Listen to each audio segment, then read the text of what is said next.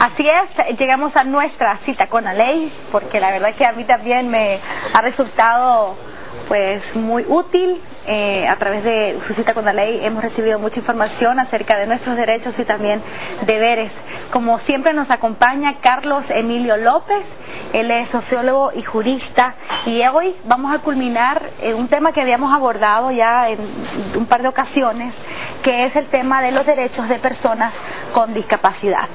Y es muy importante porque estamos ahorita en un proceso de reforma a la ley 202 que contiene todos estos derechos. Así que hoy vamos a culminar, y si ustedes tienen cualquier consulta nos las pueden hacer llegar a través de nuestro correo primerahora@canal2.com.ni o bien a casabierta@yahoo.com.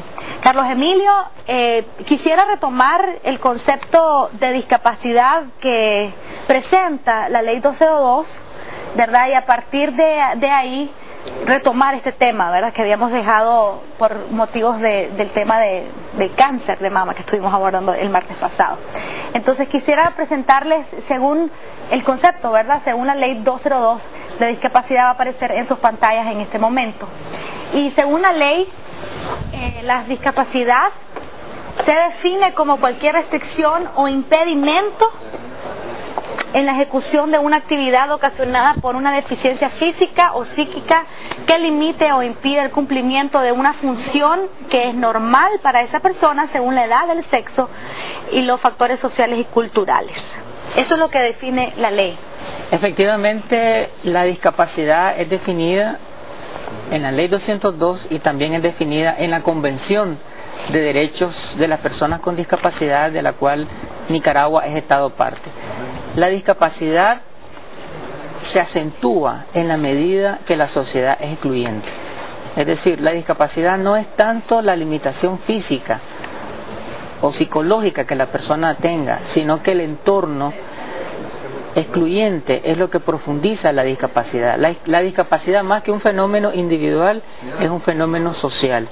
Por eso es que la Convención de los Derechos de las Personas con Discapacidad establece que los estados y la sociedad tienen que hacer accesible el entorno, accesible el espacio laboral, el espacio familiar, el espacio comunitario. Toda la infraestructura física y social debe de ser accesible a las personas con discapacidad.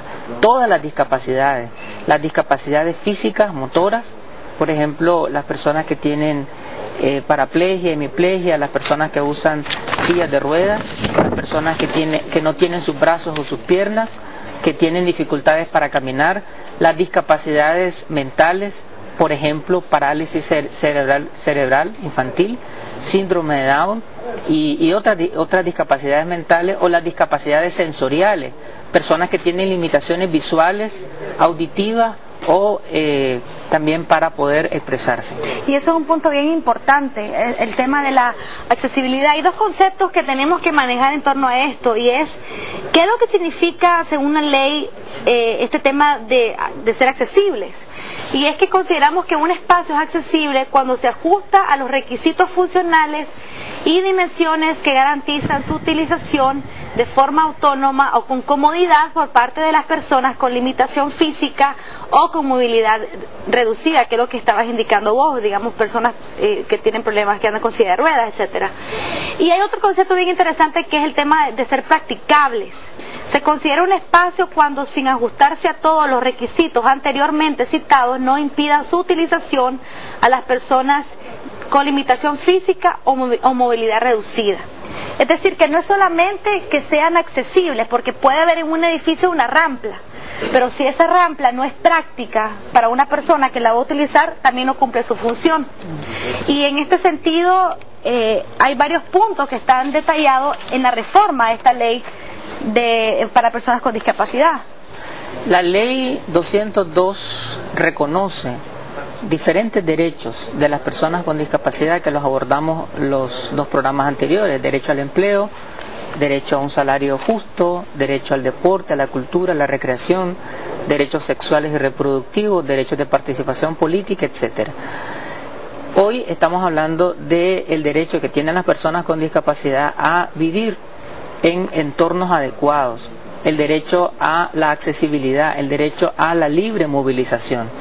Y en este sentido, Nicaragua aprobó en 1994 unas normas técnicas obligatorias de accesibilidad, que tienen que ver con la obligación que tiene el Ministerio de Transporte e Infraestructura, la obligación que tienen las alcaldías y también las empresas privadas de hacer accesibles los entornos y de permitir la libre movilización, el libre desplazamiento de las personas con discapacidad, hacer accesible la información también. Estas normas que fueron aprobadas en el 94 están incluidas en la reforma a la ley 202. Algunos elementos, por ejemplo, que contiene estas normas tiene que ver con las rampas que vos mencionabas. Las rampas deben de tener ciertas dimensiones. Por ejemplo, deben de tener un ancho mínimo de 1.50 metros y deben de tener barras en ambos lados, de tal manera que eso posibilite el desplazamiento de las personas que usan sillas de ruedas. Los semáforos peatonales es otra obligación para hacer accesibles el entorno. Los semáforos peatonales deben de tener sonidos para el desplazamiento de las personas no videntes, y estos deben de estar colocados en distintos lugares. La ubicación de rejillas. Las rejillas tienen que ver con elementos que tapan todos los huecos. En Managua y en otros lugares hay una cantidad de manjoles y de otras cosas que están abiertas. La reforma a la ley plantea que deben de cubrirse con rejillas de tal manera que eso evite que las personas no videntes, que muchas veces andan con bastones, caigan, ¿no?, en estos lugares, o también a la población en general. Es un elemento de prevención de la discapacidad. Ahora, en esos dos puntos, miren qué interesante, se hizo un esfuerzo hace unos años por poner estos semáforos especiales, ¿verdad?, con sonido, por tapar, pero resulta que nosotros, el resto de los ciudadanos, venimos y los dañamos. Entonces también ahí viene el tema, el otro día estuvimos hablando, cómo nosotros podemos ser partícipes de la defensa de los derechos con personas con discapacidad. Y respetando esta infraestructura, creo yo que podemos iniciar a hacer la diferencia, ¿verdad? Y velar, ¿verdad? Si usted mira a alguien que está destruyendo algo, pues hay que llamar la atención de una manera cívica para que se evite la pérdida, pues, de este inmueble. Efectivamente, Berta, el Estado, las alcaldías tienen la obligación de invertir. Nosotros como ciudadanía tenemos la obligación de cuidar, de preservar esa inversión que hace la administración pública. Otro elemento tiene que ver con los estacionamientos. Sí. Deben de haber espacios adecuados para que los vehículos que transportan a personas con discapacidad puedan estacionarse. Estos deben de estar señalizados con el símbolo de accesibilidad internacional y deben de ser colocados en las entradas de los edificios públicos. Incluso hay algo bien interesante que dice la ley acerca de los parqueos. ¿Sabían ustedes que la ley es específica?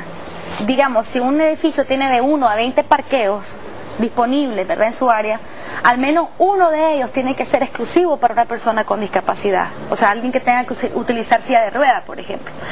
Si el parqueo tiene, digamos, 100 estacionamientos disponibles, tiene que haber 2 y así sucesivamente. Entonces, la ley es bien específica, y la pregunta aquí, Carlos Emilio, es si el Estado, ¿verdad?, cualquier institución o cualquier organización, empresa privada, no cumple con eso establecido por la ley, ¿cuál sería el procedimiento entonces para regularlo, para ejecutarlo? Bueno, son muchísimas las normas de accesibilidad que establece la reforma a la ley, que, como dijimos antes, rescata esta disposición administrativa, en donde asume responsabilidad el Estado, porque los centros educativos deben de ser accesibles, los centros educativos deben de tener servicios higiénicos adecuados para los niños y niñas con discapacidad. El material educativo debe de estar diseñado en braille para los niños no videntes. Los medios de comunicación tienen una responsabilidad, porque todos los medios de comunicación tienen que tener un recuadro en donde su información esté siendo transmitida en lenguaje de señas para las personas sordas.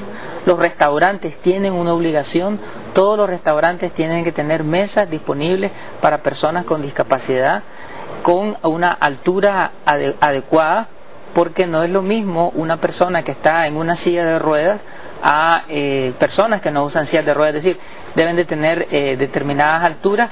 La infraestructura que se construye en estos complejos habitacionales, el enchufe debe estar colocado a determinada medida, las puertas, las ventanas, especificaciones, es todo el diseño arquitectónico en donde hay que asumir una responsabilidad. La ley establece multas y establece sanciones para las personas, para las instituciones públicas o privadas que no cumplan con las normas de accesibilidad. Miren, pero aquí hay como una especie de conflicto también, o sea, ¿cómo el Estado puede exigirle a una empresa privada que cumpla con lo que establece la ley cuando ni siquiera el mismo Estado lo hace? Entonces, ¿cómo todos puede trabajarse eso? Todos debemos de cumplir.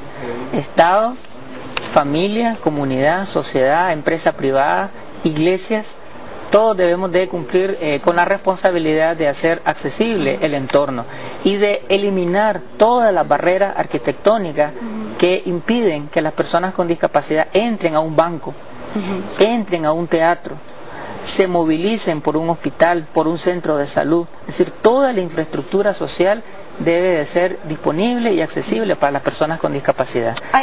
Las tecnologías de la información también. Tenemos programas hoy en día de computación especializados para personas no videntes, para personas sordas, el YAU, por ejemplo, y otros programas de computación que hacen accesible la información a las personas con discapacidad, y los centros de trabajo, los centros educativos, los centros culturales deben de hacer accesible la información para las personas con discapacidad. Aquí encontré también como parte de estos puntos de reforma, mucho que hablar, ¿verdad? Pero algo que me llamó la atención, quizás me ayuden a buscar el artículo 15 en las diapositivas que tenemos por ahí. En el artículo 15 dice: el Ministerio de Transporte e Infraestructura y las alcaldías municipales, según su competencia, deben garantizar que todas las nuevas unidades para renovación de flotas de transporte de uso público, sean propiedad estatal, privada o corporativas, que se autoricen a partir de la vigencia de la presente ley, cumplan con lo establecido en las leyes, normas y convenios nacionales e internacionales de accesibilidad. Y esto tiene que ver con el tema del transporte público. Si bien es cierto, este artículo es parte de la reforma, creo que se considera así en la ley actual, en la 202. Es bien interesante porque, por ejemplo, aquí en Managua se acaba de hacer hace un par de años toda la renovación de flotas de buses, y en ninguno de los casos se consideró, por ejemplo, unidades especializadas para transportar a personas que usen silla de ruedas, por ejemplo, o que usen muletas para movilizarse. En este sentido, Carlos Emilio, esto creo que va a ser un gran reto, creo yo, para la administración, para los siguientes años, pues, como dice la ley. Es un tormento. ¿Cómo se puede avanzar? Porque una de las cosas que, imagínense ustedes, usan silla de ruedas, viven allá por el Iván Montenegro y quieren venir a Metrocentro. No tienen los recursos para pagar un taxi, porque además de eso los taxis cuesta que te lleven sentadas en silla de ruedas. Esa persona está condenada a no poder movilizar si es que no consigue un buen samaritano. Así es un viacrucis para las personas con discapacidad desplazarse en las unidades de transporte. Efectivamente, los propietarios de buses, ya sean las unidades que pertenecen al Estado o las unidades que pertenecen a empresas privadas, familiares o las cooperativas, tienen la obligación de adecuar sus sillas, la entrada de los buses, la puerta, ¿no? De tal manera que una persona en silla de ruedas o una persona que anda con un bastón que le sirve de guía, una persona no vidente, pueda tener la posibilidad de entrar al bus, de desplazarse y de sentarse. Ese es un derecho que tienen las personas con discapacidad, el derecho al transporte y el derecho a la movilización.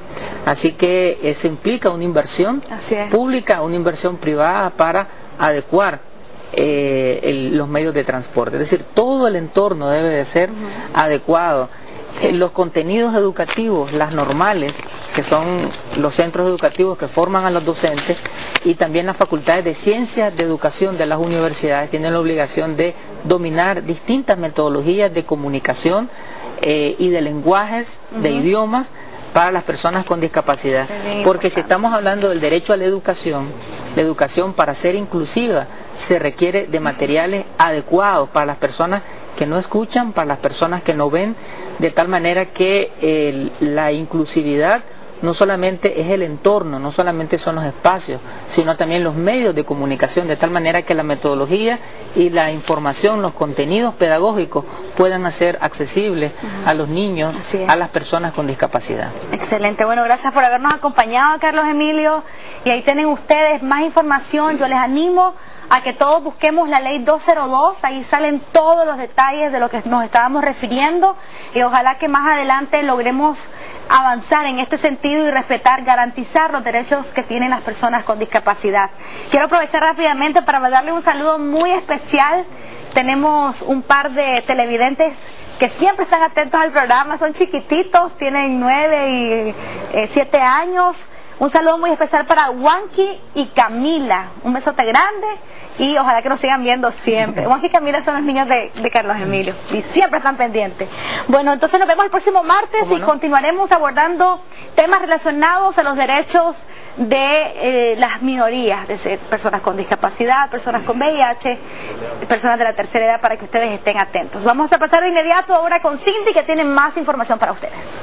Muchas gracias, Berta. Yo quiero hablarles ahora de un